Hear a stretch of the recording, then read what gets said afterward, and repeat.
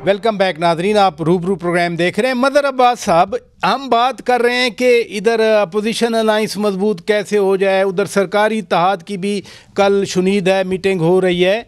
ये तो पूरी कौम को मुत्तहिद होने का वक्त है। देखिए, मुत्तहिद होने का वक्त है, लेकिन मुत्तहिद कौन करे?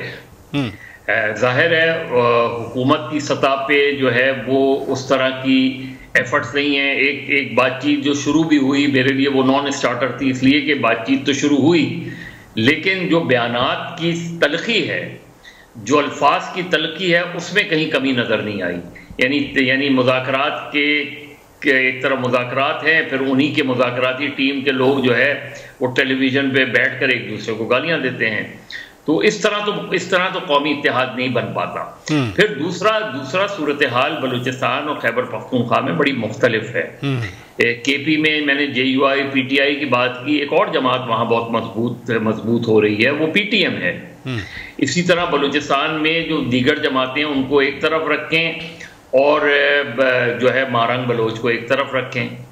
तो अब क्या, जब आप कौमी इत्तेहाद की बात करते हैं, जब इत्तेहाद की बात करते हैं, तो आपके यहाँ कोई ऐसे एलिमेंट्स हैं जो इन सबको एक टेबल पर बैठा सकते हैं, इन सबको अक्रॉस द टेबल बैठा सकते हैं, और उसमें सियासी मामला भी डिस्कस करें, उसमें अदालती मामला भी डिस्कस करें, और उसमें कौमी यकजहती पैदा करने के लिए कोई फार्मूला हो।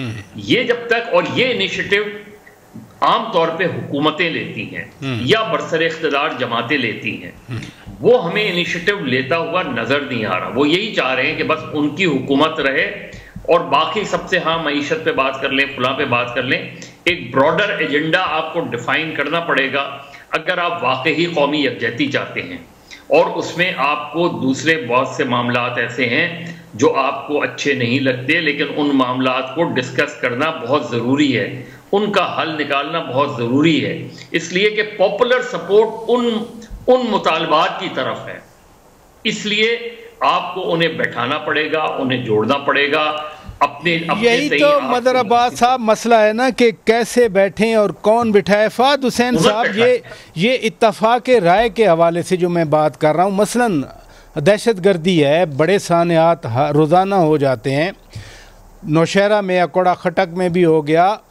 अब KP गवर्नमेंट कह रही है, PTI की हुकूमत कह रही है कि हम अफ़गानिस्तान से बराह रास्त मुज़ाकरात करते हैं।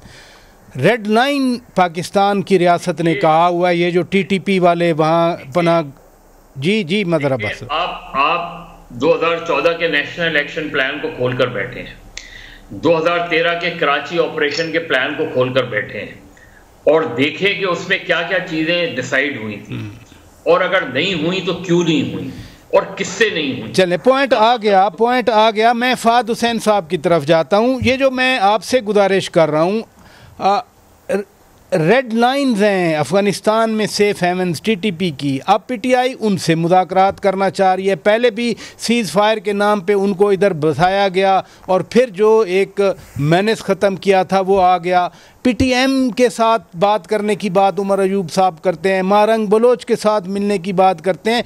ये ऐसे माहौल में हुकूमत या रियासत किस तरह साथ बिठाएगी? अगर कोई बात करता है तो कहा जाता है NRO मांग रहे हैं वो।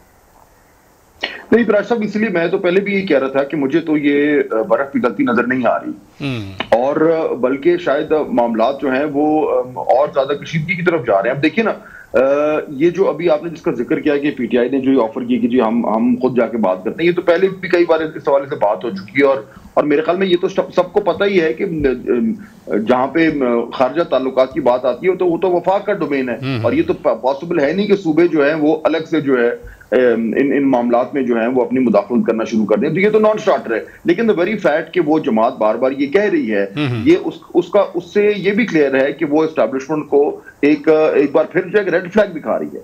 तो यही जो मैं पहले बात कर रहा था कि पाकिस्तान तहरीक इंसाफ, यानी ये जो मुज़ाकरात की बात करना, तड़ी लगाना है इधर तरीके से बिल्कुल है कि भाई जब वो कहा जा रहा है बार बार एक तरफ से जो है वो सेंटर से ये आ रहा है कि जीरो टॉलरेंस है TTP के खिलाफ, और जो पोजीशन है उसमें तो ये तो कहीं भी नहीं है कि जब उनसे बैठ के बात करते हैं तो एक सूबा अगर अपनी डगर जो है वो चल रहा है तो वो जाहिर बात है वफाक एक तरीके से, जिस तरह आपने कहा कि तड़ी लगाने की बात है। और प्रॉब्लम एक्चुअली मुझे यही नजर आ रहा है कि हमें कोई एक सर्टेन कंटिन्यूटी ऑफ पॉलिसी नजर नहीं आ रही PTI के हवाले से। वो क्या करना चाह रहे हैं। और इसीलिए शायद हुकूमत जो है ना उसके पास कोई इंसेंटिव है कि वो उनसे बात करें, और ना ही मेरे ख्याल में उनका कोई इंटरेस्ट है कि उनको उनके साथ को बात करें। चुनांचे मुझे सियासी तौर पर तो कहीं से भी कोई भी जो है वो नरमी जो है या लचक नजर नहीं आ रही।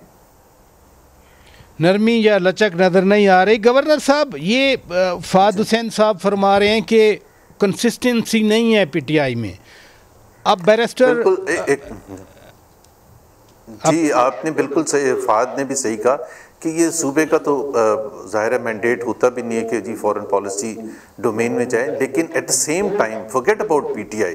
क्या जो करंट सिचुएशन है बलूचिस्तान में और केपी में सिर्फ ये कह के हम आगे मुतमिन हो जाएं कि जी पीटीआई गलत कह रही है? क्या जो प्रेजेंट सिचुएशन है क्या ये सस्टेनेबल है? क्या ये पाकिस्तान के लिए तबाहकुन नहीं है जो आज हो रहा है केपी में और बलूचिस्तान में? And we need to find a solution. Forget about PTI, where does PTI come in? जो रियासत है उसने सोल्यूशन देनी है, जो हुकूमत पाकिस्तान है उसने सोल्यूशन देनी है।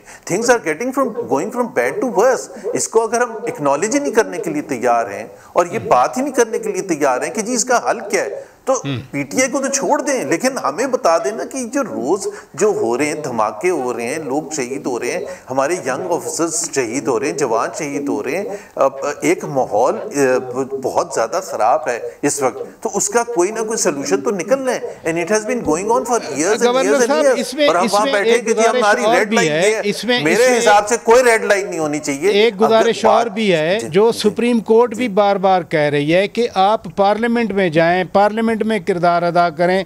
पार्लियामेंट में हैं भी सही, लेकिन वो 47 की हुकूमत कह के ताने दे के बाहर निकल आते हैं। असल फोरम तो पार्लियामान का होता है, वहाँ क्यों नहीं बहस होती? अच्छा, एक चीज तो देखें राजा साहब, कोई भी चीज आइसोलेशन में नहीं होती। अगर आप दबा के डरा के एक चीज आप समझ रहे हैं कि जी पार्लियामेंट एक ऐसी पार्लियामेंट जिसके पास कोई मैंडेट नहीं है, उसको आप गन पॉइंट पर फोर्स करके लोगों को कहें कि पार्लियामेंट में हल कैसे हो सकता है? क्या जब मुशर्रफ साहब की हुकूमत थी उसका हल परमानेंट हो गया था, या ज़िया-उल-हक की या इवन इमरान खान के वक्त की? नहीं होगा, कभी भी नहीं पाकिस्तान आगे बढ़ेगा जब तक आप एक प्रॉब्लम को रिकग्नाइज नहीं करेंगे।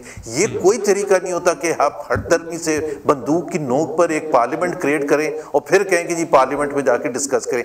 Sorry, it is not the way कोई महजब ममालिक इस तरह से बात करते हैं। और जहां तक आप कहते हैं कि जी मुत्तहद हो के एक कॉमन ग्राउंड सोचा जाए, जमहूरियतों में डिफरेंस ऑफ ओपिनियन होता है और वो डिफरेंस ऑफ ओपिनियन रिकॉग्नाइज भी करना चाहिए, चाहे वो इकोनॉमी है, चाहे वो फॉरेन पॉलिसी है, चाहे वो दहशतगर्दी के है। एक चीज बिल्कुल क्लियर है, मेरे पास कोई सोल्यूशन नहीं है कि जी ये कैसे हल होगा दहशतगर्दी का। ये आपने दुरुस्त फरमाया, आपने दुरुस्त फरमाया। जब हम भी ये गुजारिश करते हैं कि मिलकर कोई हल निकालें, हम भी मर्जर नहीं कह रहे होते, लेकिन नेशनल प्लान ऑफ एक्शन 2014 में वो एक स्पिरिट तो थी। बहरहाल बहुत शुक्रिया साबिक गवर्नर मोहम्मद जुबैर साहब, जनाब फाद हुसैन साहब, जनाब मदर अब्बास साहब। नादरीन, इजाज़त दीजिए, खुदा हाफिज़।